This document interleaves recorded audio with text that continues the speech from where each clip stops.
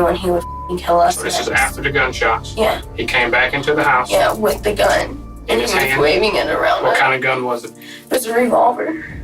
At the bag, picking teeth from his skull and playing with his tongue. He's all sick and everything. Brace yourselves as we unravel the disturbing stories of Kyle Hooper, Alyssa, and Brenda, troubled individuals whose hidden darkness was discovered, sending shockwaves through their communities. Get ready to witness the harrowing moments when their masks of deception crumble, and the weight of their heinous actions comes crashing down upon them.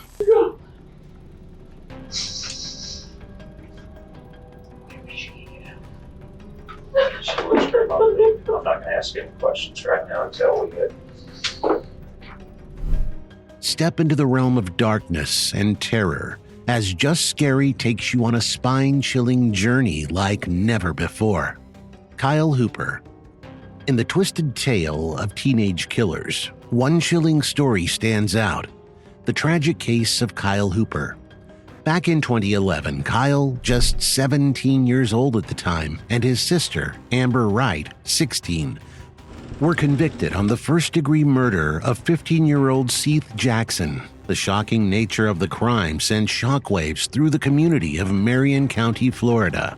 Seth Jackson's life was brutally cut short when he was beaten, shot to death, and dismembered at the hands of his ex-girlfriend, Amber Wright, and her brother, Kyle Hooper. The gruesome details of the murder shook the courtroom during their trial, leaving an indelible mark on the memories of those who witnessed it.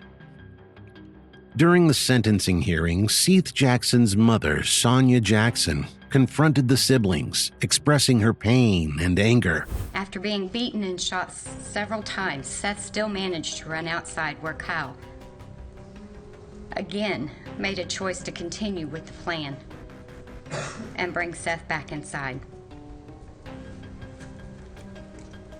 knowing he would not live. She scolded them, acknowledging that they had played a role in taking her son's life, and expressed her hope that his memory would haunt them forever. While facing the consequences of his actions, Kyle Hooper mustered the courage to offer an apology to Seth Jackson's family.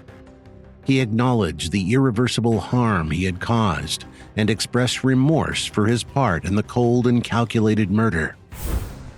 I don't know how it feels to have your son to be lost. I don't. But and I could only imagine how hard it could be for you.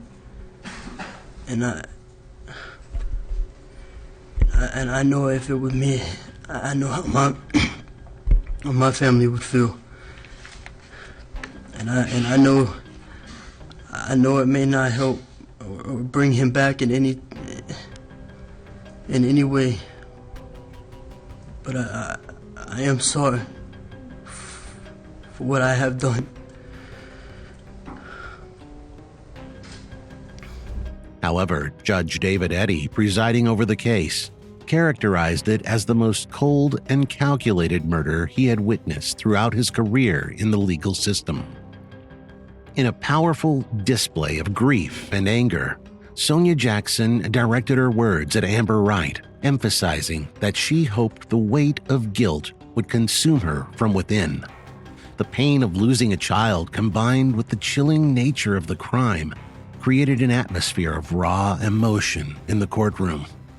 The sentencing was harsh but fitting for the heinous crime committed. Both Kyle Hooper and Amber Wright received life sentences, a stark reality that they would spend the rest of their lives behind bars as they joined the ranks of others involved in Seth Jackson's murder. The severity of their actions was evident.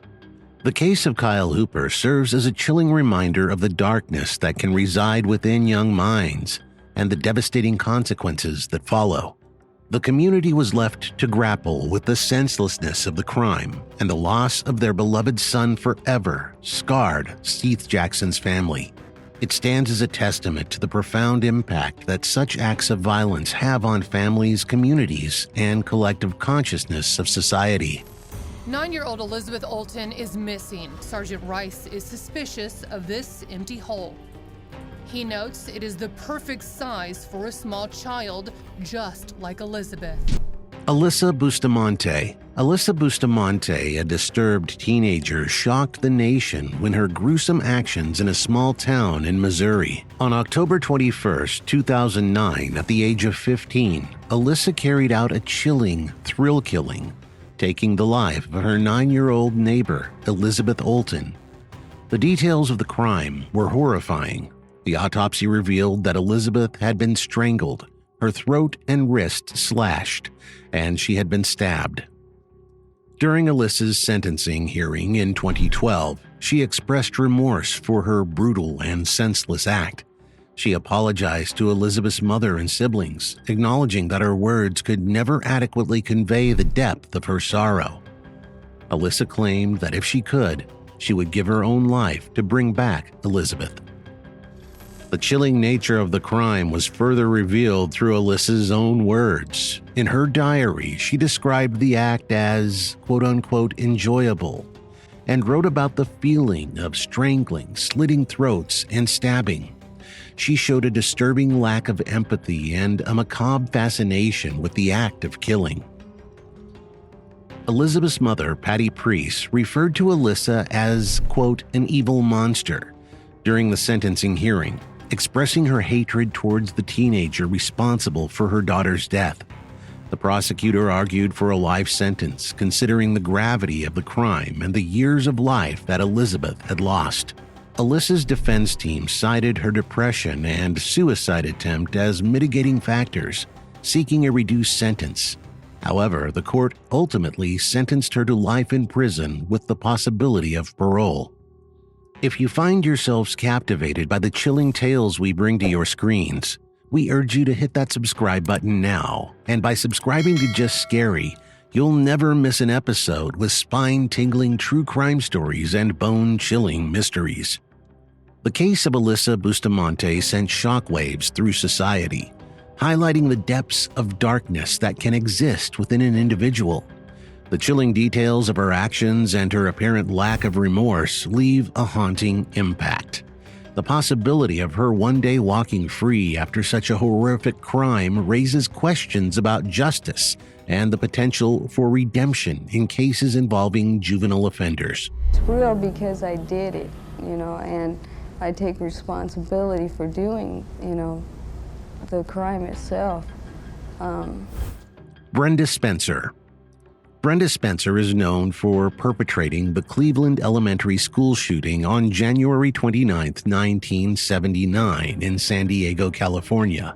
The incident shocked the nation and left a lasting impact on the community. 16-year-old Brenda, who lived in a house across the street from the school, opened fire on children waiting outside, ultimately killing the principal and a custodian and injuring 8 children and a police officer. Born on April 3, 1962, Brenda had a troubled upbringing. Her parents separated, and she lived in poverty with her father, Wallace Spencer, in a home strewn with empty bottles of alcohol. Brenda's behavior and mindset began to raise concerns. She expressed hostility towards police officers, even mentioning shooting one, and had a fascination with doing something big to get on television. I don't sit here and plan on how to go out and kill people and stuff like that. That's not how I am or who I am. And Brenda's troubled nature manifested in previous incidents before the shooting. She had been referred to a facility for problematic students due to a truancy and had shown signs of suicidal thoughts. Over the years, Brenda Spencer has had multiple parole hearings, but she has been repeatedly denied release. She has made various claims, including allegations of abuse by her father, but the parole board expressed doubts about the veracity of these claims. Most recently, in August 2022, it was determined that she would not be eligible for another parole hearing for 3 years. The Cleveland Elementary School shooting left a lasting impact on the community and the nation. The incident highlighted the need for improved mental health support and gun control measures. The victims' families and the survivors continue to grapple with the trauma caused by Brenda Spencer's actions. If you enjoyed this video, subscribe to Just Scary. We want to hear your thoughts, reactions, and theories, so comment below what you think of these young offenders. Be sure to hit the bell icon so you'll never miss an upload from us, and I'll see you in the next one. Until then, stay safe, stay connected, and bye.